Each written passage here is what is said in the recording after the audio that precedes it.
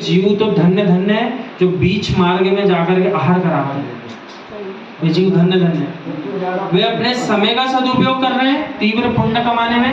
वे अपने द्रव्य का सही जगह दान कर रहे हैं, क्योंकि ऐसा आगम में लिखा है, अनादि काल से इस जीव ने रागियों को ही भोजन कराया। और इस पर्याय में भी क्या हो रहा है, अच्छे से ध्यान दें। अनादि काल से इस जीव ने अपने सगे संबंधी रागियों को ही भरण पोषण किया है, लेकिन देवशास गुरु के प्रति दान करके यदि पोषण कर लेता तो इसका कल्याण हो जाता। अपन सबसे भूल हुई कि नहीं? तो मुनि श्री प्रमाण सागर महाराज जी तो कह रहे हैं, जिस घर में त्यागी वृत्ति भी हो उस घर के जीव धन्य है, उसकी व्यवस्था करते हैं। उनको भी धन्यवाद दिया। फिर जो महाव्रतियों की व्यवस्था करते हैं उनका तो कहना ही क्या है, चाहे एक दिन करें चाहे हर दिन करें, बहुत महान पुण्य मिलता है। भैया विश्व में इस सूत्र भेज देना, एक मंदिर बनाने का द्रव्य तुम्हारे पास ना हो तो मित्र अनुमोदना कर लेना, पर नगर में एक दिगंबर मुनि आ जाए तो चैतन्य तीर्थ को दान करने में कभी कंजूसी मत करना। ऐसी ऐसी रिद्धियां होती हैं, गरीब जीव के घर में यदि वे रिद्धिधारी मुनिराज आहार करके चले जाएं तो ऐसा कहते हैं, वो थोड़ा सा द्रव्य भोजन का जो बच गया उसको खाते खाते सेना की सेना चक्रवर्ती की चली जाएगी, लेकिन वो द्रव्य खत्म नहीं होगा। पूरा दिन भोजन करेंगे सब लोग नगर के, तब भी वो भोजन समाप्त नहीं होता। और पंचाश्चर्य तो पहले होते थे कि नहीं होते थे? तो पंचाश्चर्य मात्र मुनिराज के माध्यम से होते थे कि श्रावक की भक्ति भी उसमें निमित्त रहती थी। श्रावक की भक्ति जरूरी थी। आजकल क्यों नहीं हो रहा है? तो सीधे महाराज जी का आरोप मत लगाना। अपनी भक्ति में कितनी कमी आ गई है इसको भी नहीं आना, ये भी तो देखना पड़ेगा कि पहले जैसी भक्ति बची है कि नहीं बची है। ऐसा कर घर में कुछ देने को ना हो तो कुएं से शुद्ध पानी ला करके पानी प्राशुद्ध करके उनकी अंजलि में दे देना, लेकिन अपने द्वार पर आए मुनि को किसी दूसरे के घर मत भेजना। ऐसा कहना है। इससे बड़ी बात क्या कहेंगे कि मात्र जल प्राशुद्ध करके कुएं का आप वही चला देना, लेकिन ऐसा मत कहना महाराज जी दूसरे नगर चले जाओ, यहाँ नहीं हो पाएगा। रात्रि के 12 बजे भी यदि कोई स्वर्ण या धन का मटका लेकर आ जाए तो सब धीरे से रख लेते हैं। कोई रात में भी देने आ जाए, रख लो भैया छापा पड़ा हमारे, तो सब चुपचाप रख लेंगे, थोड़ा तो देगा बाद में।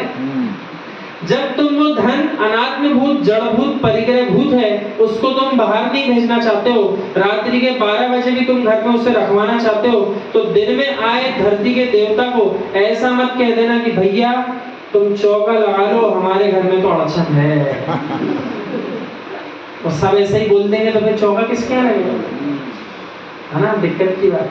तो यहाँ अपन ऐसा भी विचार करो, देखो व्यवहार के पक्ष को भी निहारो। कदाचित सही में भी परेशानी है तो अपन दूसरे जो चौके लगा रहे हैं उनका सहयोग करो। करना चाहिए कि नहीं करना? कि ऐसा सोचो उनने लगाया उनकी भला वो जाने, ऐसा विचार मत करो। कम से कम अपन नहीं कर पा रहे, जो सहयोग जिस रूप में अपन कर सकते हैं वो सहयोग कर दो। भैया आपको दुग्ध लाकर हम दे देंगे, भैया आपका प्राशुद्ध जल जो आप करोगे ना कुएं से लाने की जिम्मेदारी हमारी, आप तो लगाओ चौका। इस प्रकार से कार्य करो। भैया आप चिंता नहीं करो, फल लाकर हम पहुंचा रहे हैं आपके पास, आप परेशान मत हो, आप तो घर में देखो क्या कार्य करना। क्या ऐसे सहयोग अपन नहीं कर सकते? क्या कर सकते हैं? या मात्र यही है लगाओ चौका, यदि पड़कान हो गया तो सबसे पहले आगे हार नहीं देंगे। इसको ड्यूटी समझ लिया समाज में। क्या अपन तो फ्री, ना झाड़ू पोछा करना, ना शुद्धि का कोई प्रसंग, ना कोई द्रव्य लाना, और सीधे दादागिरी से जाओ जिसके घर में चौका लगा है, हटो हटो पहले हम देंगे, आ गए हम हार कराने। तो ये काम बंद करना पड़ेगा। सामने वाला बोले इसके बाद भी आगम में यूँ लिखा है, जैसे जीव के घर में चौका लगा है उससे बिना पूछे दोगे तो चोरी का मतलब। वो आपको बोले कि भैया आहार दान दो, फिर आप उसका द्रव्य चलाओ। और यदि आप अपना लाए हो तब भी इससे बोलो, जिसके घर में चौका लगा है, भैया हम भी शुद्ध वस्तु लाए, हम भी चला रहे हैं। क्योंकि चौके का मालिक कौन है? जिसके घर पड़वान हुआ है वो मालिक है। आप किसी अन्य के घर में प्रवेश कर चुके हो तो परमिशन लगेगी कि नहीं लगेगी? एक देश दूसरे देश के अंदर थोड़ा सा भी हवाई मार्ग से भी प्रवेश कर जाए तो युद्ध छिड़ जाते हैं कि हमारी सीमा के अंदर हवा में आ कैसे गया, युद्ध छिड़ जाता है। उसी प्रकार अपन भी जहाँ जाओ वहाँ मर्यादा का पालन करना चाहिए, और एक गिलास देकर के स्वयं अन्य स्थान पर धीरे से खड़े हो जाओ। अपनी जल्दबाजी में अपने कारण से अंतराय न हो जाए, और उनके अंतराय होगा तो अपने जीवन में भी अंतराय कर्म का बंद हो जाएगा। हो जाएगा कुछ। बरोबर। जिन चौकों में बहुत अधिक भीड़ हो रही हो वहां पर अपना ज्ञान का उपयोग करो, भले ही शुद्ध वस्त्र पहन के आ गए हो, दूर खड़े होकर अनुमोदना कर लो, पुण्य पूरा मिलेगा। कई तीर्थों पे ऐसा हो चुका, पहुंचे एक गिलास दे दो फिर मिल जाएगा। हाँ बराबर है। कई तीर्थों पे पहुंचने पर ऐसा प्रसंग बना, आहारचर्या चल रही, समाप्त होने को है, आप शुद्ध वस्त्र पहन के आओगे तब तक दे नहीं पाओगे, तो आप भैया फिर इतना समय बचा है तो खड़े होकर के अनुमोदना तो